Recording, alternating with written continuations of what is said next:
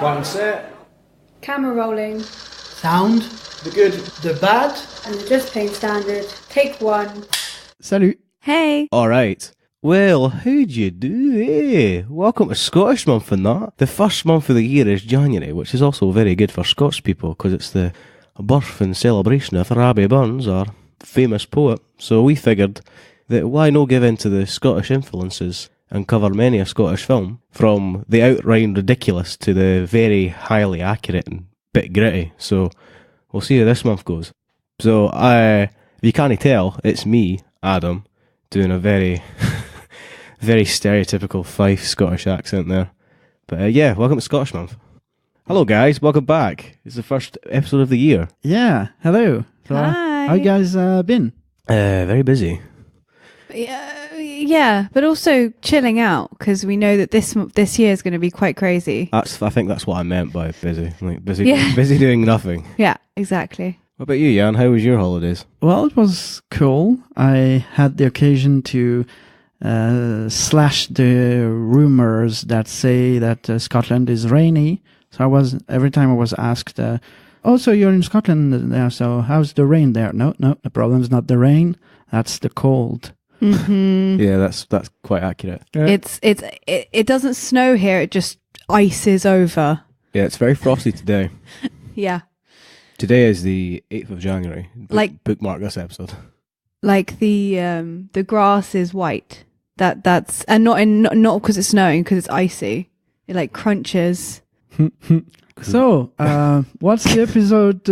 What's it about today? Why don't we start off with, when people think of a Scottish movie, they usually go for this one. They either go for this one, or one we will cover later in the month, which is Trainspotting. So today we'll cover Braveheart, starring Mel Gibson, Sophie Massot, Catherine McCormack, Patrick McGowan, Brendan Gleeson, Angus McFadden, James Cosmo, James Robinson, and Brian Cox.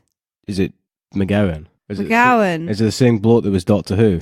Oh, it's Patrick McGowan. I didn't know that's how you spelt it. Yeah, there's lots of mix and map. We'll get used to it by the end of the month.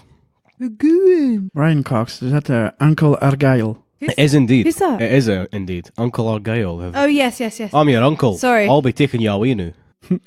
Alright, so I feel it should be me that does the plot of Braveheart.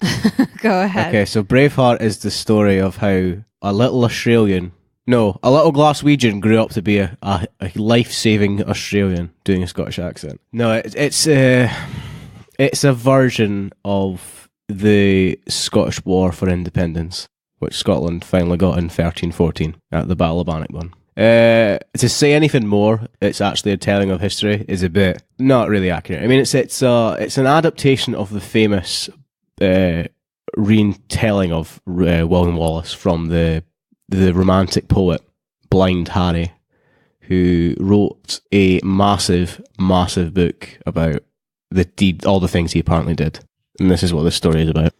Cool. I did try and read the opening of the title of it is actually I'll find it for you. I'll tell you what, I'll attempt to read it. The Acts and Deeds of the Illustrious and Valiant Companion Sir William Wallace is the title of the book, which in English is The Acts and Deeds of the Illustrious and Valiant Champion Sir William Wallace. Sounds better in Scots, doesn't it? Shall I have a go at reading it? The opening to it. It's very difficult, and I will probably butcher it because I don't. Just do like 3 lines. I'll do a couple of lines. Well, I'll do lines I could actually do. Our ancestry that we should have read, all hull the mightier the nobler were we did. We lay ourselves though verstray our selflessness, and cast us till all beneath. That's all wrong, by the way, but it's really difficult to read. It's, for example, do you want to hazard a guess how William is spelt in Scots? Go on, Yann. With an E? William? No. Miles off. Wilham. William. Okay. Wallace spelt Wallas. Wallace. Wallace. We'll cover Scots more in the Sunset Song episode, because the book it's based on is all written in Scots. Oh, I've tried so hard to start reading that, but it's really tough. So Braveheart, guys. Yeah. Had you guys seen this before this episode? So I went to see. I don't remember seeing it in theaters when I was younger, but I went to see it because Cineworld is doing some classics from time to time. So they had it like 3 months ago. So I went to see it there, and it was weird because I have the feeling that some of the the famous red English uniforms. Yes. I don't know what their print was they used to show the movie in this, but it looked like the colors every time we had English soldiers in there. The colors were leaking. Oh, really? It's like retained, like kind of really weird. Yeah. But the first time I saw it, must have been on TV, I think, not so long after it was released, and then on DVD, and I've kept watching it for a long time. So what was your initial reaction then to this? Did you enjoy it? Oh yeah. Anouk, what about you? I did enjoy it, yeah. I actually thought that I wouldn't, and I only watched it recently, so it's fresh in my head, and I did enjoy it. There were moments where I was like, oh, for God's sake, come on, that's ridiculous. That's so romanticized. But as a film, yeah. I feel that because it's based off a romanticized poem, right? I believe that the romanticism as I get older is more, I accept it. I do remember seeing this as like a teenager going, this is ridiculous. And I think I've seen the first hour of Braveheart like 6 times, because I don't remember any of the battle scenes, but I do remember those being the best bits when I was a kid. But every time it was on, I'm like, oh, watch Braveheart. Because of TV adverts, it would take you like 3 hours before you would get anywhere. So you're like, you know what, forget it, I'm just going to turn off. But as an epic, it's a nice piece of work, actually, I think. I mean, what is it, 2 hours, 15 minutes? It's near the 3 hour mark. At the end, Perfect. if you include the credits, it's 2 hours 57. So that flew by for me personally. I found it very easy to watch, like the whole way through. But as a kid, I can understand. Yeah, when you're watching it like on Channel 4 and you get adverts every half an hour, you're like, oh, for God's sake. Yeah. Well, the French bits were in French, so it was nice. Cool. Oh, yeah. Yeah, we got subtitles, but I'm sure you didn't need those. Yeah. That's what the point I was coming to. Also, is the thing is this is one of those I have seen many times and dubbed in French. So How strange. yeah. I only came in late to the original version game. Better, do you think? Well, the thing is, you don't get the. There's another movie where it's even more obvious, the Brave. But here, I don't exactly remember, but I don't think you get the. Well, there's the Scottish accent in the English language. You can't transpose that in French, obviously. Oh, I get you. Yeah, I know what you mean. Not even with a dialect in France? No, it wouldn't work. I haven't watched this one in French in a long time, so I don't recall. But I tried Brave in French, and it's clearly they didn't even take a regional kind of thingy that we have. It's just completely, it's English, really. Well, French, but without accent. I don't know. That's interesting with Scotland, I think. When you think about it, when something is so, like, important, because, there's a whole thing about, there's even a south and north divide with Scotland, obviously in the film with the clans being the Northerners and the nobles of Edinburgh being the Southerners. There's even a divide there with the way they speak. Now. That's even now. There's got to be a divide for international audiences. And that's the big thing to remember here. This is a Mel Gibson picture. This is not directed by a Scottish guy for a Scottish audience. This is made for America, really. Yeah, it was made and it was released in 1995 in America only. I don't know when it was released in England, but it was Seattle and USA. So that just goes to show how, and that's probably why Mel Gibson could be William Wallace, because Americans aren't going to know the difference between Australian and Scottish accent. The European premiere was on September 3rd, 1995 in Stirling. Which is very appropriate. That's quite a cool fact, if that's true. That's quite nice. I have no idea where they would premiere that, though. It would have to be like a fake... I don't know Stirling that well, but there isn't like a big cinema. Like, there's Odeons and stuff, sure, but I don't know if they were around in 95. I have no idea. But yeah, bloody hell. I mean, it makes sense. I mean, if you wanted, you would obviously premiere it in Britain, but that doesn't make any sense commercially. You would absolutely show it in America first because it's made with the American the American money. Mm-hmm. But yeah, does that affect the overall quality of the film? A little, I guess. It doesn't feel Scottish. I'll tell you that much right away. I mean, I even got that, and I've only been here for a couple of years, so saying that is of course it's not. And also, his accent is really bad. Like, it's as bad as mine. Well, it's clearly better than Christopher Lambert's. Yeah. And it's consistent, actually. Well, pretty much. Yeah. Kind of. I think it's pretty consistent. Consistently bad, at least. It's like I have to say, the Scottish accent is one of the hardest accents in the world to do authentically.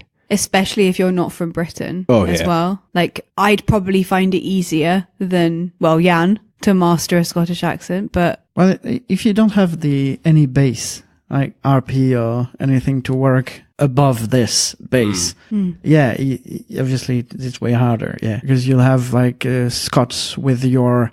local layer, and it may sound very weird. Yeah, the dialects, and because even I struggle to understand some dialects of Scotland. You know, because it's so different and it's so diverse. I guess that's why it's so nice when an actor can just completely become have another accent, like John Boyega in Star Wars, which we'll talk about. Yeah, like, yeah, that's true. You know, just it's a skill that not everyone has. That's interesting in Braveheart because there's many a Scottish extra for sure, but main cast there's only a handful because a lot are Irish. Yes, a lot of Irish, which is so funny, and also some of them are very happy to keep their Irish accents, even though they're supposed to be Scottish. But acting was very good. I think maybe that's why it's well directed. It's well directed. Yeah. For 1995. That was the other thing I was thinking about. Like, this is good, but it's not. It's like you watch it now and you go, there's been more innovative directing for stuff like this. But then again, you can't judge old films on the merits of new discovery. It's like judging scientific discoveries with prior knowledge, you know. It's like any historical event with subsequent hindsight is irrelevant because you have to put yourself where you are then. Of course. Yeah. Are there? Yeah. So, what did you say? When was the first time you were introduced to that? Me. You said I was a teenager, probably about 13, 14, I'd imagine. I've heard a lot about it, but I just never sat down and watched it. Okay. Until recently. It is one of those films that people will just quote one bit from it. Which is freedom. Yeah, which is really bad. Actually, that was really bad. Looking for guests for this month, every time I asked, okay, we're having those movies, and either you get one of those or one that is particularly significant to you and everything.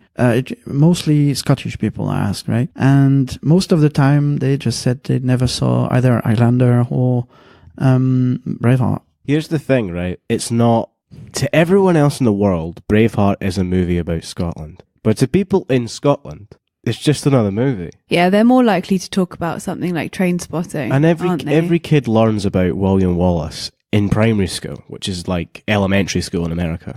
I remember in primary 5, which would probably be about, how old would I be in primary 5? 6, 7?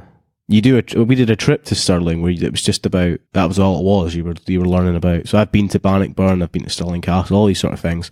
We'll get into the whole Bannockburn bit later when we're talking about the actual historical accuracies of this film. But yeah, every kid knows the story already, you know? So there's not like, I already know this. But to everyone else in the world, I guess, that's like, oh, there's like this rogue sort of thing going about, you know? Yeah, and it's also that romantic thought of like, you know, the people who love their country and are proud will win no matter what. I guess the patriotism aspect applies to America, really. Oh yeah. If you think about it, like the whole just Well, they can't really spoil it, but the whole end of the movie is like they'll give you mercy if you just say I submit to you, and it's like, no, I'm doing this for my country. Like I can see that resonating home with an American audience. Like, yeah, this is our country. We stand for what we believe in. Yeah. I have absolutely no notes for this one, and you're leading, so you can go wherever you please, All right. whenever you want. All right, okay. It's because audience might notice there's a slight dynamic change here. I'm in charge this month because I'm the Scottish one, so I'm driving the boat. So now that I realise that, I can definitely push forward. Right. So based on this film, would you visit Scotland, or would you want to go north from the scenery you see in this film? Oh, yeah. Well, when I had the occasion 2 years ago to come to Scotland, the two things that popped into my mind were, again, Braveheart and Highlander. So yeah, these are the two things that were and are Scotland. All right. With that in mind, then, with Braveheart, has your imagination been anything close? Having lived here for like 2 years now. Well, I've been living in the city, so I haven't been to the Loch or up north. So actually, I don't know. Yet. I probably should go to Loch Shiel and Glenfinnan and go see those Conor MacLeod places and stuff. But I haven't. Yeah, it's well worth visiting. Like I've not been in the Highlands, but I've been in Lochs and I've been north, and it is very picturesque because the movie is well shot, and it's a lot of. It's a gotta give him credit. There's a lot of outdoor stuff in this film, man. It's all outdoors. Mm-hmm. As we could go and do a Culzean Castle road trip at some point. Oh, That's yeah. where Paul filmed To the Sea, and it's supposed to be haunted. Not by Paul always, but when he's there, yes. But yeah, haunted by someone. All right, so since we've mentioned castles, let's just break the elephant here right now. So there's a whole section of this film where they're meant to be in Edinburgh, and you see like this pathetic looking castle. I hope to God that that's not meant to be Edinburgh Castle. Yeah, it's pretty bad. I mean, I don't really know how much set they actually had for that, because it just looked like a wall. Yeah, it was like a parapet of, you know.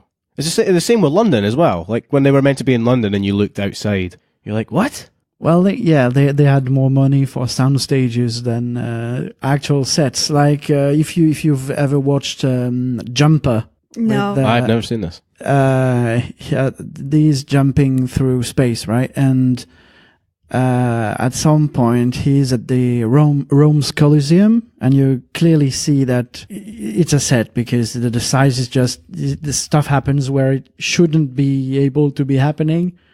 So yeah, indeed, if you go to Edinburgh today, you can see the castle, which is the same as it was, or maybe it was probably like renovated or whatever, but it's pretty much the same. I don't remember seeing that in Braveheart for sure. I mean, a lot of things in this film are like, oh, God's sake. So we'll do location right now.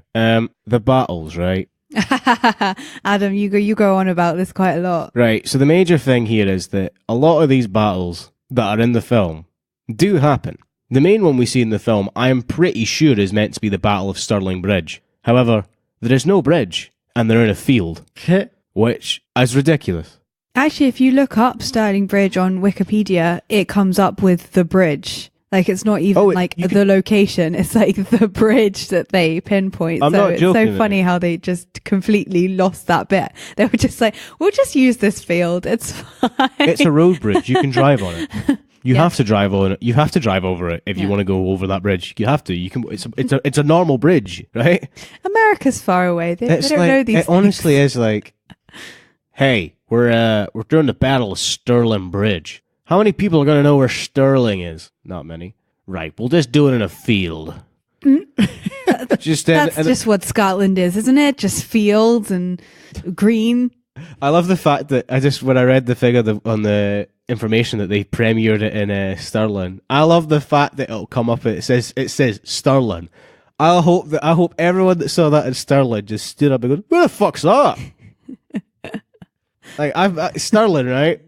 There are fields for farming further out, I guess, but there's no like great open field. And I've been to Bannockburn. There's a whole. We'll leave Bannockburn to the very end. We'll leave that to the very end. But yeah, I mean, if you love this movie, if you come to Edinburgh or Stirling, don't expect to do any Braveheart tours. You will be able to do like stuff like that, especially if you go to Stirling. There's the Wallace Monument, and they do historical tours, but you won't see anything that's from the film because, just a spoiler alert here, it's not accurate.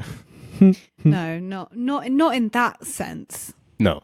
But I obviously know why it's not Edinburgh Castle, because if you wanted to film in Edinburgh Castle, it would be an absolute fortune. And this is 1995 as well. Oh, and I'm sure like licensing agreements and stuff would just take months and months and months for that. So well, it's a major tourist attraction, so you'd have to like close it for the day. Longer. The closest I've seen to filming in Edinburgh Castle is the beginning of Filth, which we'll get to later in the month. That's at Edinburgh Castle, but they don't go in it, so there's that too. Oh yeah. Well, you can clearly see it's modern day Edinburgh. Oh yeah. Within the whole beginning sequence and yeah. But yeah, so location wise for the battles and stuff like that, not great. However, Highland stuff, totally fine. I believe that. Yeah, totally believed that. It's very beautiful. Speaking of beautiful, should we talk about Mel Gibson's appearance? Yeah, yes. That's something that me and Adam talked about when we were watching it. Because I didn't even notice this because you watch films all the time and you don't think about what they'd actually look like. You immediately think, oh, that's what they look like. Fine. But then Adam was like, he's too good looking. He wouldn't look like that. I'm not being funny, right? William Wallace would have looked hideous. He would have hundreds of battle scars. If the version of William Wallace is portrayed in Braveheart, he would have scars all over his body. He would probably only have about 3 fingers because he'd have them lopped off at some point, and he would have the bushiest beard in history that hadn't been cut or only people that would have like access to not even running water, like a pump, right? Like a well, and then somebody to like hold a mirror would be able to shave. Yeah, no. You know? Yeah, I've seen reconstructions. Like they took like all the paintings, all the sculptures, and they did digital facial trying to see how he really looked like. And yeah, he didn't turn out like Mel Gibson. No, with the piercing blue eyes. I feel like it was a decision early on that for this film to be made, Mel Gibson had to be playing. It was Hollywood, you know. It's a romanticized. It's produced by Icon, so that's his company. So maybe he's the whole force behind the project, very certainly. So you know, but maybe that's probably why he's the lead, and he does a very good job. I mean, the acting is very good, very good. I totally believe him. Yep. I don't believe how he looks, but no. I believe him. I didn't believe how little they wore. That's probably true. I feel that the costumes are pretty accurate. From what I remember doing in history class, they're pretty close. Because that's the thing. You might not be able to get locations and you might not be able to get like places where battles actually happen because they're usually preserved space now. But you will be able to get the clothing because it's historical. It'll be kept. That you can see references and paintings of it. So costume-wise, yeah, it's pretty accurate. Must have been absolutely freezing. Oh, running around with kilts, yeah. In the Highlands? Are you kidding? Well, my gosh. There's a scene in this film where they like moon the enemies. I've done this to a boss while drunk once, and it's pretty cold. Yeah, I can imagine. Mooning the enemy. Mooning the enemy. So funny. Probably the first time that the English had been mooned like that on a battlefield. It's just like, what the hell is going on? Like the Romans before them would have been like, what the hell is this? That's why they built the wall. Yes. Hadrian's Wall. Yeah, to keep us out. Hadrian's. Yeah. Your heart is free. Have the courage to follow it. I'm taking your daughter out for a ride. It's a perfect day for it. That's Irish. He's very Irish in this. But I reckon that's because he's surrounded by Irish actors a lot of the time. Right. So there's a bit of leniency. But then again, I also feel that that's how Americans think Scottish people sound. Yeah, because they'll ask you, where are you from? Is that in Braveheart? Is that in Braveheart? Did you fight for the land of the free? It's like, no, I wasn't born in 1297. I'm actually 1,000 years old. I couldn't believe how 800 years old, sorry. How long ago it was. I was like, 1297. 97. That's crazy long. So, to give you context, that's before the Italian Renaissance, What? Yeah. which is about the 1500s. Wow. So, we're talking 200 years before that. That's Amazing. how crazy that is. How long ago it is. Yeah. And of course, there was the love interest, which was completely silly. Maron. Yeah. she was Mirren. also one of my teenage years crush. The Catherine McCormack. Catherine McCormack. Yeah. She kind of She's reminds. gorgeous. She looked like what Diane grew up to be from Trainspotting. Like, she looks like that actress now, which Mhm. really scarred me. Like, oh, it's her. I'm like, it can't be, because the next year, Adam, she filmed Trainspotting 1 where she plays like a 13-year-old. It's not her. It's not Kelly MacDonald. No, it's not. Yeah, she did. She was brave. Oh, is she? Donald. Yeah. Ah. Merida. Yeah, she was. Oh, really? I have not seen this film yet, and I'll be honest, I'm not looking forward to it. I love Brave. Brave is The amazing. thing is, though, here's the thing about doing Scottish films, especially. They're either hit or miss with Scottish people, because they're either for Scottish people or they're a portrayal of what other people think Scottish people are, right? Which is what happened here. This is a portrayal of what people think Scotland is. Yeah. Mm-hmm. I understand that, but I feel like we're not talking about Brave, so maybe let's just leave that. But I disagree. Fair enough. Just because I feel like Brave, I don't think insults Scottish people. Not that Braveheart does, but do you know what I mean? It's like I don't think it is different to how maybe gentry were. I mean, this film really nails why the English are unlikable. Yes. Like, in this film, Longshank is like the worst human being alive. Like, just instead of invading a country, he just enacts a law that makes to entice the right sort of people to fall in line with him. Which essentially is, on the wedding day of every commoner, the magistrate or the lord got to sleep with the lord, not the magistrate. The lord got to sleep with every wife. Yeah, prima What's it nocte. called? Prima nocte. Well, it's deeper than that as well, because it's basically connects to his line after that, saying we'll just outbreed them. The problem with Scotland is it's full of Scots. Like, fuck. So if they want to breed, we'll just outbreed them. So we'll put that law ahead to basically make the wives of every commoner pregnant, and then she'll have English children. Yeah. English / Scottish, but then of course those children will then blah blah blah, and then soon you'll just out-Scot the Scots. Scot the Scots. That's a very good point. It's also very, very present and clear in the series Outlander. The love for the English. Oh yes, that's yeah. Which I haven't seen. I mean, as in, you think the production companies behind it like England better than Scotland? Do you think? Is that what you meant? No. He just means that the English are hated. Like, is that? Oh, this. Yeah, I mean one of the main antagonists is really like, if you don't believe in evil, well, this guy is really, really, really troubled. Yeah. The guy played by I think it's Menzies. I don't remember, but he's playing in Game of Thrones the guy who is struggling with the arrow. Oh, on the coffin, to get the flame to the coffin, right? I think it's Sam Menzies or something. It's extremely good casting. Oh, by the way, my dad met the Blackfish the other week. Blackfish? Yeah, from Game of Thrones, the actor. He He was in a pub where my dad was. I was like, he came on to me. He's like, you know that Game of Thrones program? I'm like, yeah. It's like, what's his name? Is it Tully someone? I'm like, yeah, I know the Tullys. He's like, Blackfish or something like that. I'm like, the Blackfish. Yeah, he's like, he was in the pub the other day. I'm like, what? It's like, yeah, he's a really famous Scottish actor. I'm like, oh yeah, so he is. Tobias Menzies, the name of the guy, and the character is just, well, that's a good villain. That's Is he? If you think about RP? Edmure Tully in Game yeah. of Thrones. Yeah.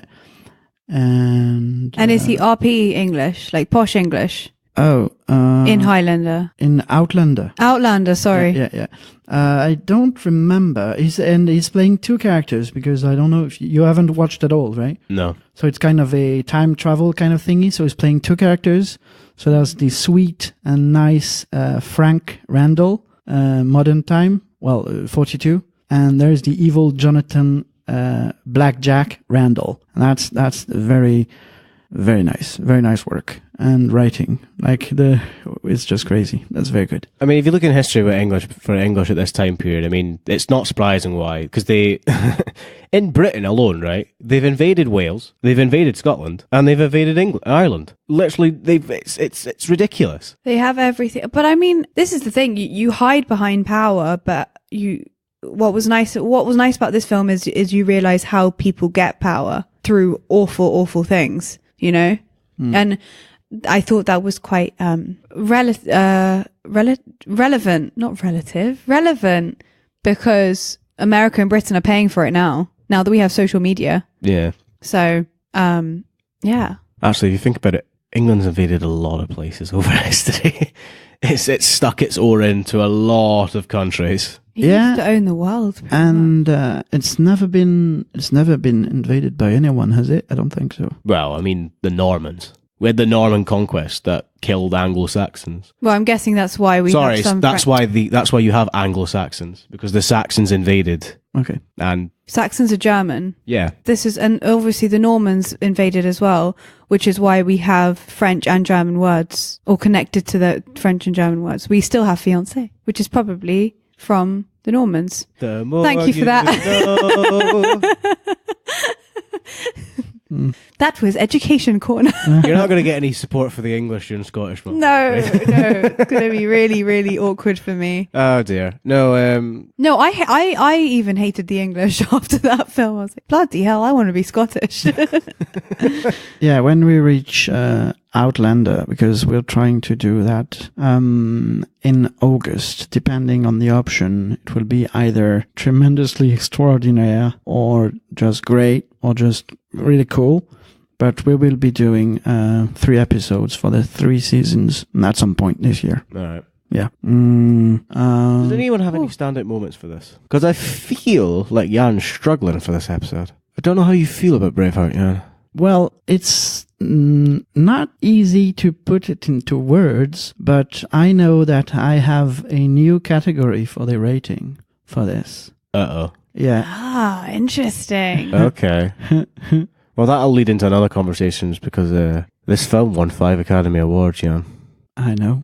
Yeah, I did pretty fucking well. 2 of which are Best Picture and I want to say Best Director. I want to say Best Director too. I don't know if it got Best... It might have got Best Actor as well, but I think it got Best Direction. Well, you never know, because some people would say that the Disaster Artist just didn't understand what it was, and James Franco just got a Golden Globe for his role as Tommy Wiseau. So Yes, he did. He so deserved that, though. He was very good. It was Director. Best Director? Yeah. Well, budget was 70 million, and guess what box office was?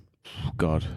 150 million. 210.4. 210.4 million. Yeah. that has to do with the inflation. That's like 5 times that today. I don't know. No, maybe not that much, but So, it's different for sure. So Mel Gibson got a bit of money for that. Just a bit. Just a bit of money for that. So as much shit he gets for that accent. That's very true. It didn't matter because it wasn't them voting for it, was it? I'm sitting on a pile of money, so I don't give a fuck. Well, it's funny because this one was a one-off thingy. When we'll talk about Highlander, it spawned a whole franchisee series kind of thingy. So this one is just one time, and I loved it. And I'll talk about the category when we reach that. How do you say her name? Who? His first wife. His actual wife. Mirren. Mirren. Mirren. Mirren. M-I-R-R-E-N. Mirren. It's M-U-R-R-O-N. Yeah. Mirren. Moron, yeah. Murren. Morron. Then. It's very butch, isn't it? Morron, you're coming out to play. I wonder where they got her name from, if he didn't have... It'll just be a romantic name at the time, I guess. Right. Yeah, so it did pick up some awards. A few. Just a few. Yeah. Seeing as Jan's a bit bit confused over there. I'm interested to get into the rating. Before we get there, I'll just talk about some of the actual histories of Scotland, seeing as we have a Scottish person on this. So, okay, the big thing that everyone talks about this film for is about William Wallace, is because in real history, we know nothing about William Wallace, really. There are barely any pieces of evidence for even his life. It's mainly like his name appears on parchment for like an army or something like that.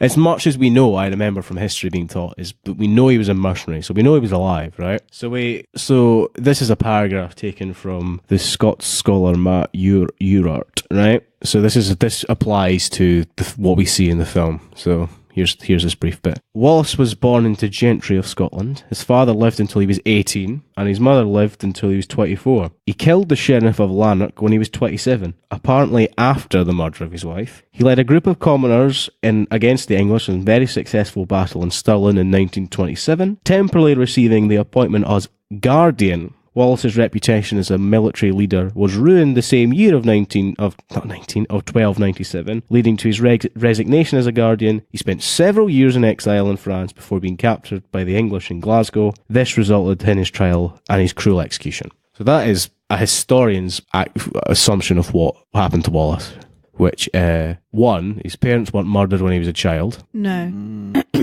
Well, that's dramatized, clearly.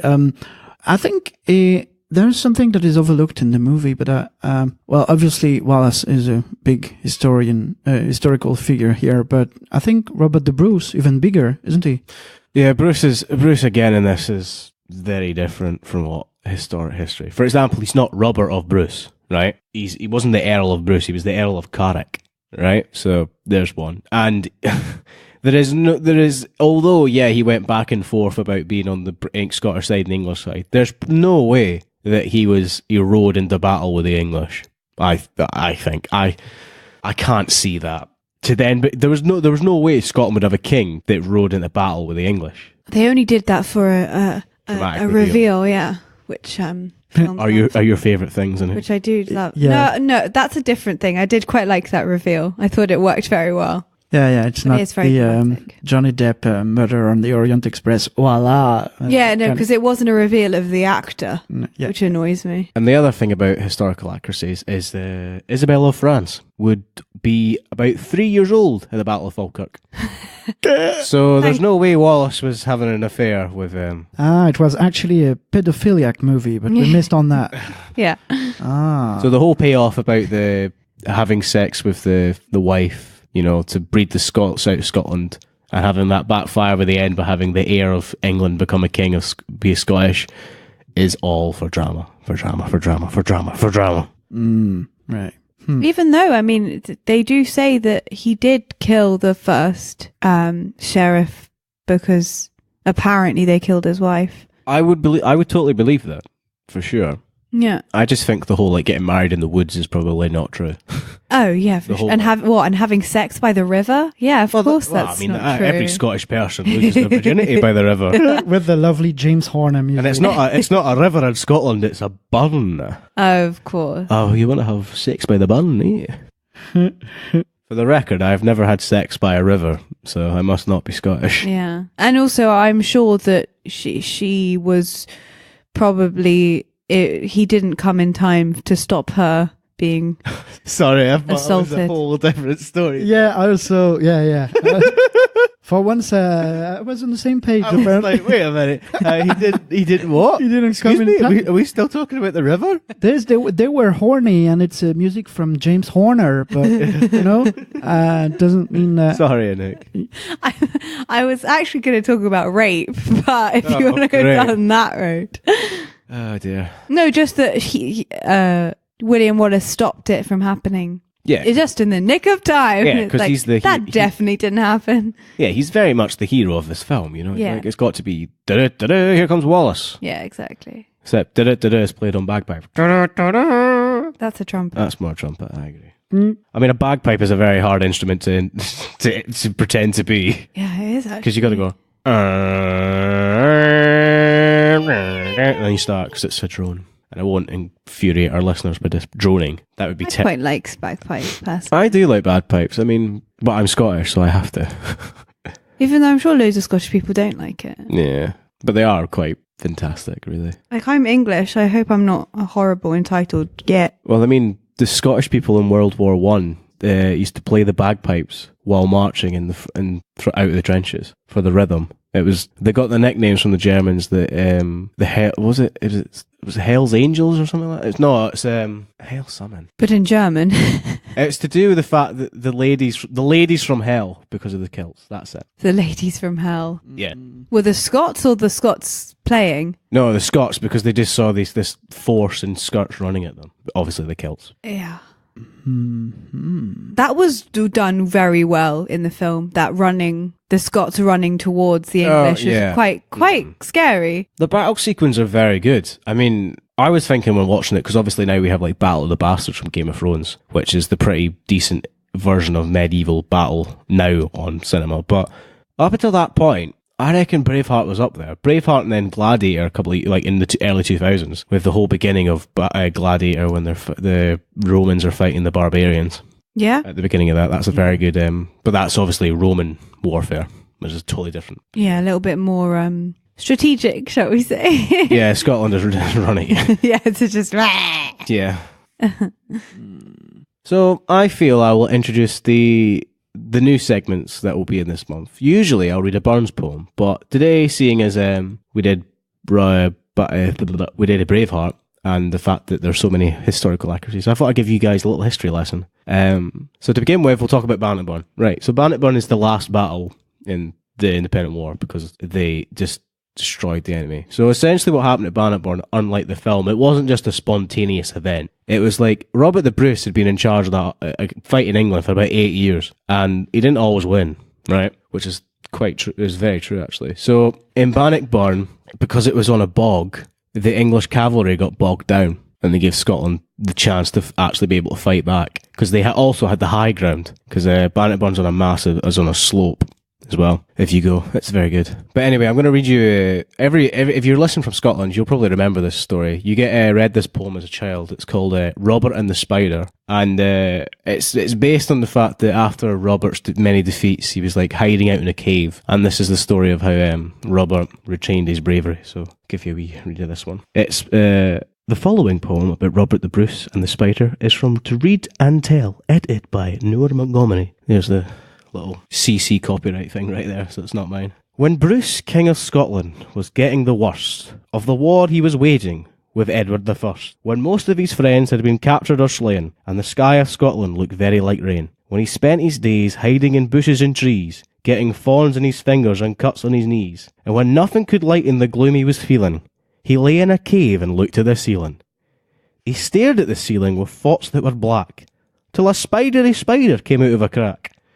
A spidery spider all bulging with thread, which started to spin a beam overhead. She spun the web once, but the spider thread broke. She spun the thread twice. Bruce's interest awoke. She spun the web 3 times with a pluck unveiling. She spun the thread 4 times, but still went on failing. She spun the web 5 times. My goodness, cried Bruce. Yon spidery spider, you must see it's no use. Oh, spidery spider, it's a plan as a pike. We two are like as 2 peas are alike. She spun the web 6 times. How now, cried the Scot. Don't you know you're beating? The spider did not, but calmly proceeded, as patient as ever, to start on an obstinate 7th endeavour. She hung and she swung and she swayed in the air, while Bruce, for the spider, could not help but stare.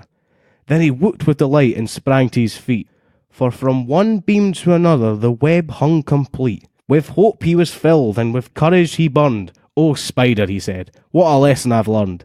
Dear Scotland, of English invaders I'll rid it. Then Bruce sailed forth, and at Bannockburn did it. Oh, it rhymes. It's a poem. That was nice. Yeah. So that's a story that I remember getting read at school about how when Bruce was hanging out in a cave, he was like, oh, I don't know what to do. And then he saw a spider, like, keep trying and trying and trying. He's like, all right, I know what I've got to do. Quite a good That villain. is Scottish kids get, and the English ones, they get Arthur the Rat.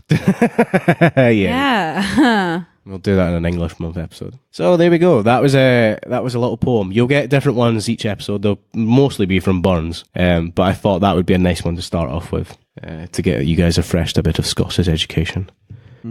So with that in mind, I think we should hand over to Yann in his milding mood. So Yann, what troubles afoot? I think it's not good, not bad, not just plain standard. It goes into a category that will be talked about again this month for another movie. A category that will call and put some movies in there. It's the legendary category. Yeah. And this one goes in that category, in my legendary category. Please elaborate. Well, a movie that is so impactful that your life probably, just like Hamlet, would probably be different from what it is today, and that's pretty much is it. Wow. Yeah. Braveheart changed your life? Yeah, yeah. Bloody hell. Where's Mel Gibson's check? I don't think he needs another one. So I wondered it was going to be like legendary as bad, because I know how Yann felt about Kingsman as well. The Golden Circle, so I was like, I'm a bit worried there where this one was going. No, that's for political reasons, Kingsman. Here it's, no, it's not this, no. So what about it makes it so legendary to you? You don't have to divulge personal details, but is there a specific thing in it that, or is it does it mainly affect to when in your life you saw it? Yeah, probably. I mean, the love story, I really liked it. The epicness, the fact that that's probably the very first time I was introduced to Scots dialect also. So, because I wasn't with Highlander. Yeah, I haven't thought about it that much, but I think that's pretty much is it. That's probably true. A lot of people would be introduced to the Scottish dialect from this film, really. I kind of agree with you, because it's got so many characters and so many storylines, but somehow it kind of threads all together. And that's kind of genius, because, I mean, there are a few films, especially last year, that we saw that tried so many stories in one film and couldn't thread them through. So actually it's pretty genius to be able to get all of that information in one film. And it's long, but it didn't feel long to me at all. Like it's one of the, I can't say that, it's not one of the last epics, because then we have Lord of the Rings comes a couple of years later. But yeah, it's one of these epic films, as in it's a long runtime, and you'd be like, oh my god, it's that long. But you sit down and watch it, it doesn't feel like that long, really. Yeah. I'm not going to put it in my legendary category. We'll have legendary categories. I'm going to retcon in this episode if we're introducing the legendary categories. Alien is going in my legendary category already. And we'll probably cover Alien one day again at some point if we're going to do like a legendary vault. But yeah, that's a good idea. Yeah, Alien's in there. This doesn't get legendary for me. I feel as a Scottish person, it's a very good film, and it gives a visual representation of this hero in Scotland. However, I can't put it there because I care about history too much to go like, I can't ignore these glaring flaws. Be like Titanic. Even Titanic's not that great, but that's exactly true. Because the best part of Titanic's when the boat sinks. Come on, let's be serious. The best part of that movie is as soon as it hits that iceberg, everyone's like, oh, here we go, this is what we paid the money for. It's true. Yeah. So what did this get from me? I'd say it gets a good from me. It's a very good movie, and I will watch it if it's on TV. As I've said, I've seen the beginning about 6 times, but I've had other things to do later on. But, it's an enjoyable movie. I would highly recommend it. I'm sure a lot of people will miss this movie because they think, oh, it's Braveheart, it's just about Scotland. But it's worth seeing. Just remember that it's not accurate. So if you enjoy the story and enjoy the whole of William Wallace, then come to Scotland and learn some more. Learn the real history. I'd say it works. I'd really good. What about you, Anouk? I think I'll follow Yann, because there was a really nice love story in the beginning, which somehow I completely fell in love with myself. It was just so, I don't know, there was something so beautiful about it. And it wasn't, I don't think they overdid her death, which I quite liked. And it was romanticized and it wasn't historically accurate, fine. But like, I don't know, I feel like it made you feel really proud. Even though you're not Scottish, it made you feel like really like, yeah, I can do anything. Yeah. Like, against all odds. Yeah. Before we'll shut down, I will reveal a fact for me. When I do watch the end, it does like get me a wee bit. Oh, yeah. It did get me. I'm like, I hadn't seen this in a long time of him being hung, drawn, and quartered. And I was like, yeah, this is pretty well done. Especially with his two comrades in the audience. I thought that was a nice touch. Yeah. But yes. Braveheart gets an eye from all three of us. Yes, it does. I won't butcher the Scots and do it, but... By the end of the month, you will. Yeah, that said, there's another movie this month about Scotland, which is in the same category, which I'll probably be able to elaborate a bit more. But yeah, this one, definitely. Yeah, I agree. So that's quite a good rating from all of us. So there you go. This has been the first episode of January and Scottish Month and of 2018. So everyone listening, thank you for an amazing 2017, and let's keep on going together. Yeah, thank you. We have some good things coming for you, which one of them you'll see very soon, because we're going to test it very soon as well. Yes.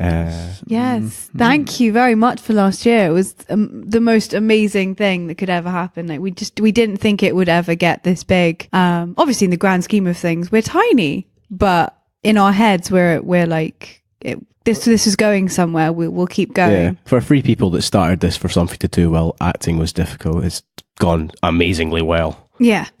And we have so many plans for you guys and listeners and followers. I think we plan to do it on this episode, so we're going to do it in this episode. It's plugging time! France! Scotland! England! Go Podcast Rangers! Go Podcast Rangers! Mighty Plug-in Podcast Rangers! Go Podcast Rangers! Mighty Plug-in Podcast Rangers! So, wait, Anouk. There's no guest this week. Who are we plugging? So, Anouk. Yes.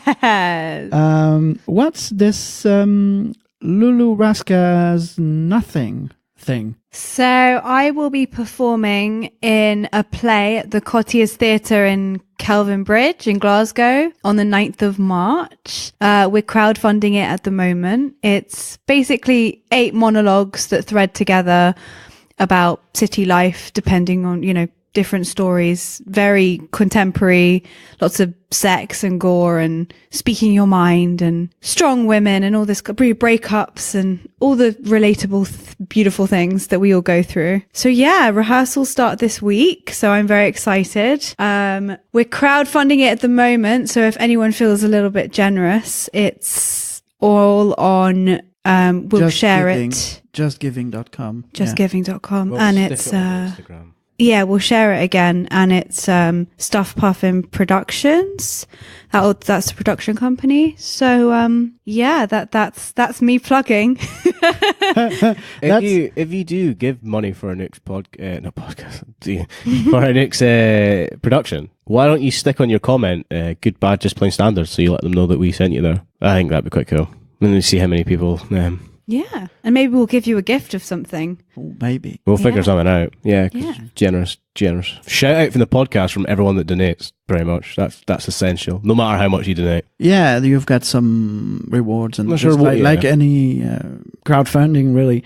I've watched, because I started to donate something out of principle, because you were in it, and then I checked what it was, and I completed a bit, and it's quite interesting because it's quite experimental. So yeah, you've got those 8 monologues, but they can be performed and interrupted, and it's all happening. It's kind of a different kind of thingy. Yeah, I actually have no idea how it will look, because basically in the section before the play starts, it says that you can chop and change where monologues go. You can stop halfway through a monologue and bring something in. You can thread stories that weren't supposed to be together.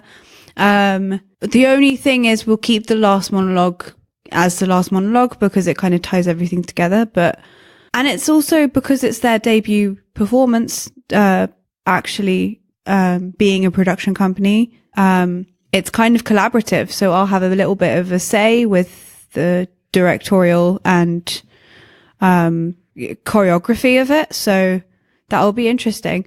But obviously, as I haven't started rehearsal, that's kind of all I can say. I actually have no idea about what it will look like. So We'll have little updates at the end of episodes that Anouk's rehearsed when we record them, called Road to Nowhere. So Anouk can keep the listeners abreast of what she's doing with her production. Of course. I'm sure the campaign page will stay open. Even though it says it ends in 8 days, I'm pretty sure it will stay open till the actual show goes on in March, or there'll be some version of it somewhere. Yeah, probably. Most probably. likely. And the playwright, Lulu Raska, she's like very young, like 17 or something. She's very young. Yeah, that's good. That's And great. she's a woman. Yeah.